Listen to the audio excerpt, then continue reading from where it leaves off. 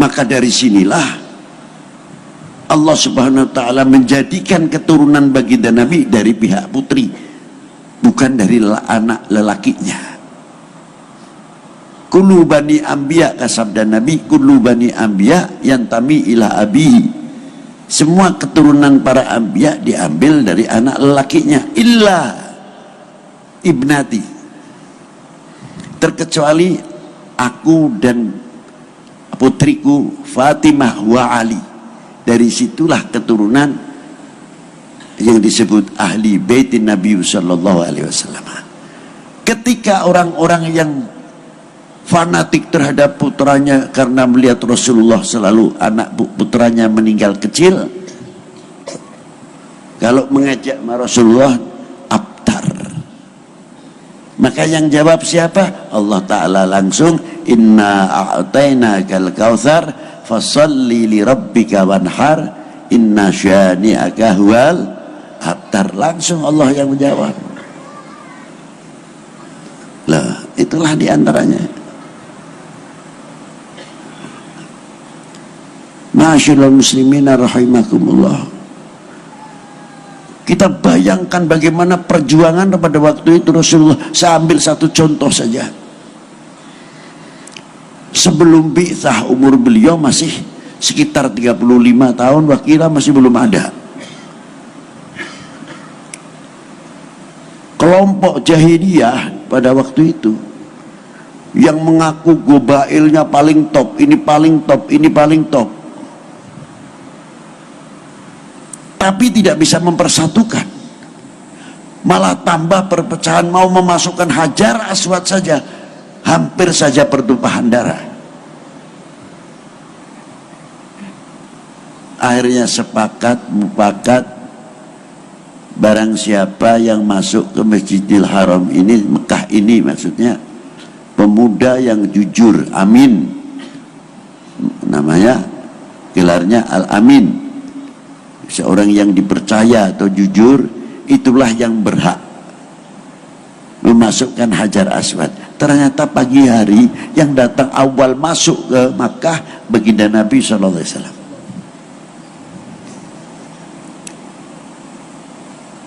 Begitu masuk mendapat kepercayaan langsung, hebat. Tapi bagaimana sifatnya Rasulullah? Tidak mempunyai akuisme, tidak mempunyai sifat akuisme.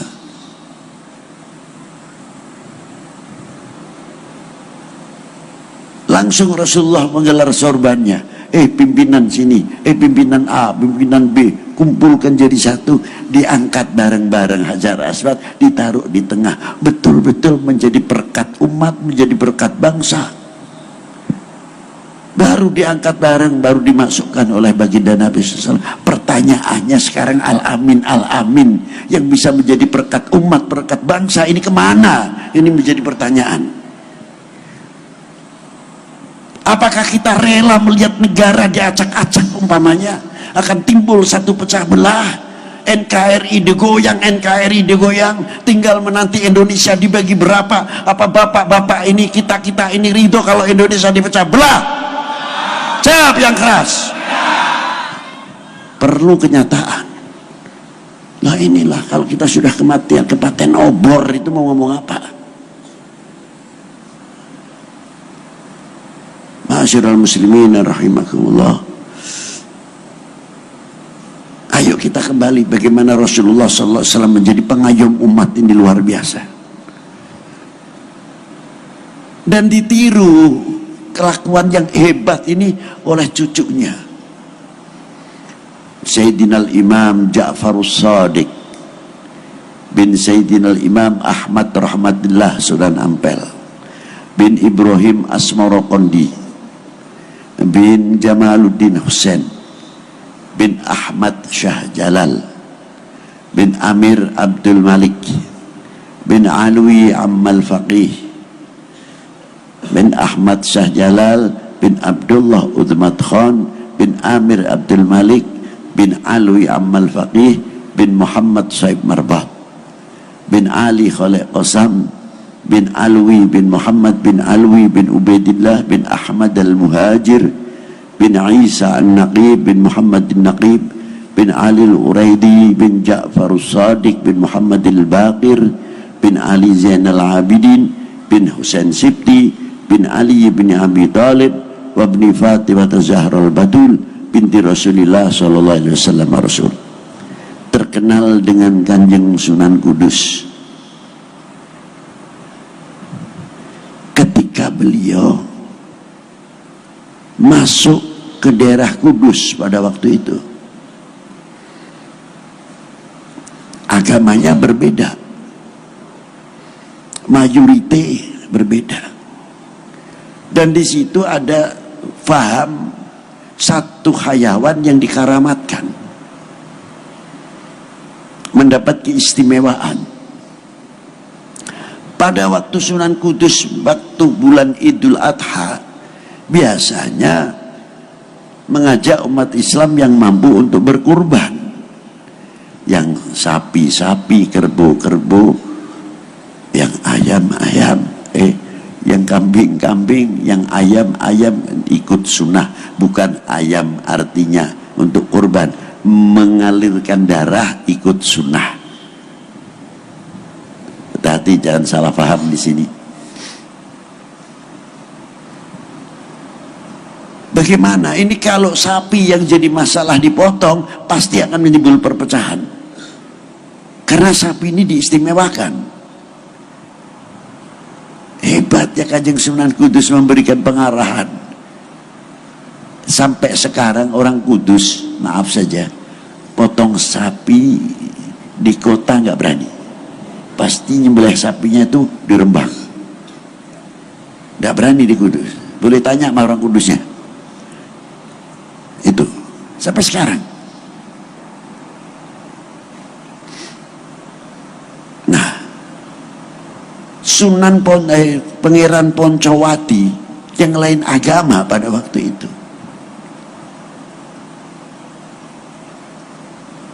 melihat keputusan yang bijaksana oleh Kanjeng Sunan Kudus, datang beliau ke Sunan Kudus. Apakah demikian al-Islam ya Kiai? Belum kenal itu Sunan atau siapa? Dijawab, diterangkan.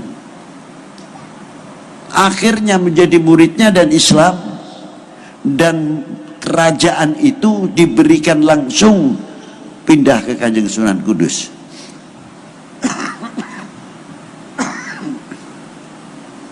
Hebat. Padahal pada waktu itu kalau mau memanfaatkan kesempatan dalam kesempitan, pada waktu itu masih berdiri kerajaan Demak, masih jaya-jayanya. Siapa sih yang tidak ingin jadi raja? Diberikan mulai Pangeran Poncowati, langsung menjadi Raja Kudus. Tapi hebatnya Kanjeng Sunan Kudus, tidak mau beliau mendirikan suatu negara di dalam negara. Ini contoh, ulama-ulama kita dahulu sudah memberikan contoh bagaimana Rasulullah rahmatan lil alamin dibawa oleh para tokoh-tokoh tersebut.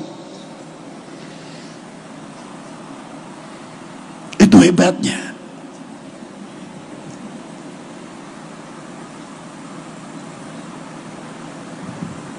Akhirnya utuh, tidak pecah. Dan ulama-ulama kita pendahulu menjadi cermin lupian yang luar biasa. Mestinya sudah pantas kalau menjadi contoh kita. Buktinya apa, Bib? Saya kalau ziarah Wali Sembilan itu paling malu. Terserahlah bapak-bapak mau percaya atau tidak. Dari mulai Giri, Gapuro, Gresik, Ampel, Tuban, Sedayu, Lamongan, sampai Kudus, Demak, Murio, Gunung Jati, Banten, Habib Hussein Luar Batang, sampai Palembang, sampai Aceh, sampai ke Syekh Muhammad Arsyad Banjari. Contoh yang real dan nyata, dan itu sulit untuk ditiru.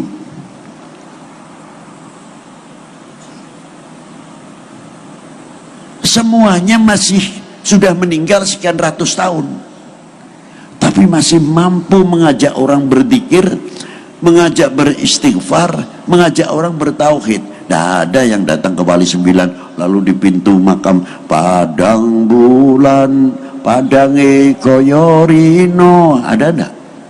Tidak ada. Datang ke Sunan Kudus begadang, mari begadang, tidak ada. Assalamualaikum ya ahlil kubur minal mu'minin wal mu'minat, baca Yasin, baca Fatihah. Padahal di situ macam-macam, yang milih A, yang milih B, yang milih C, yang milih D, toplosannya macam-macam. Gak ada yang tanya, lu kemarin milih siapa? Hebat ya di situ. Dan tadinya kalau mau ketemu yang beda pilihan itu sulit, di depan makam aulia makamnya, Ji, apa kabar? Maafin ya, maaf. Langsung akur. Orang mati bisa mempersatukan, luar biasa. Jadi kalau kita masih hidup kok nggak bisa cara begitu, ya kalah sama orang mati deh. Nah itulah, itu satu contoh. Begitu tahlil bersama, tahlilnya yang pakai lagu, yang tidak pakai lagu, ada yang cepat, illallah, yang satu pakai lagu, la ilaha illallah, la ilaha illallah, yang satu lebih panjang lagi, yang lebih mantap loh, illallah, la ilaha illallah. Gak ada yang ribut. Ente jangan keras-keras begitu. Ini dada saya sesak nih. Aman-aman saja. Ada lagi yang menyebut illallah. Aduh, ini hurufnya gimana? Ya kompak rukun, ya tuh baca Yasin, baca Quran. Ada lagi yang datang yang lucu, terkadang orang yang tinggi besar hebat. Wah, ini berbahaya ini. Kalau saya dekat ini pakai rombongan lagi, pasti ini suaranya keras ini, Pak. Saya pikir, wah, saya agak mikir, apalagi speaker kecilnya dikempet begini ya. Hampir tidak kelihatan kalau lengannya ini besar. Tak pikir suaranya ngetop, nggak tahu suaranya ilah hadratin Nabi Mustafa sallallahu alaihi wasallam. Kirain suaranya sesuai dengan badannya. Nggak tahu. Ilah hadratin Nabi Mustafa sallallahu alaihi wasallam. Fatihah ini.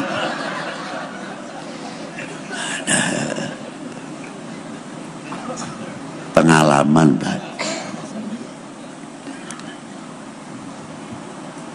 Dan disitulah ada lapangan-lapangan ekonomi kerakyatan.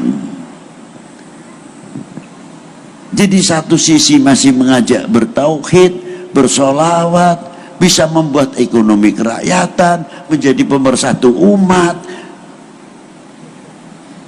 Kita ini apa? Dan kuburan aulia itu tidak kenal pasar rame, pasar sepi, itu tidak kenal. Dulu di Syekh Muhammad Arsyad, kayak apa orang jalan kita masih ngalami kok ziarah ke guru Muhammad Syekh Muhammad Arsyad. Itu kalau ke sungainya besar kita nggak bisa ziarah dulu. Iya. Nah sekarang kita lihat, nggak pakai iklan, datang para saudara, kalau ingin barokah datang ke Syekh Muhammad Arsyad. Jangan lupa saudara-saudara, nggak ada yang iklan. Dari situlah kita mengambil keteladanan. Beliau itu niru baginda Nabi Sallallahu Alaihi Wasallam.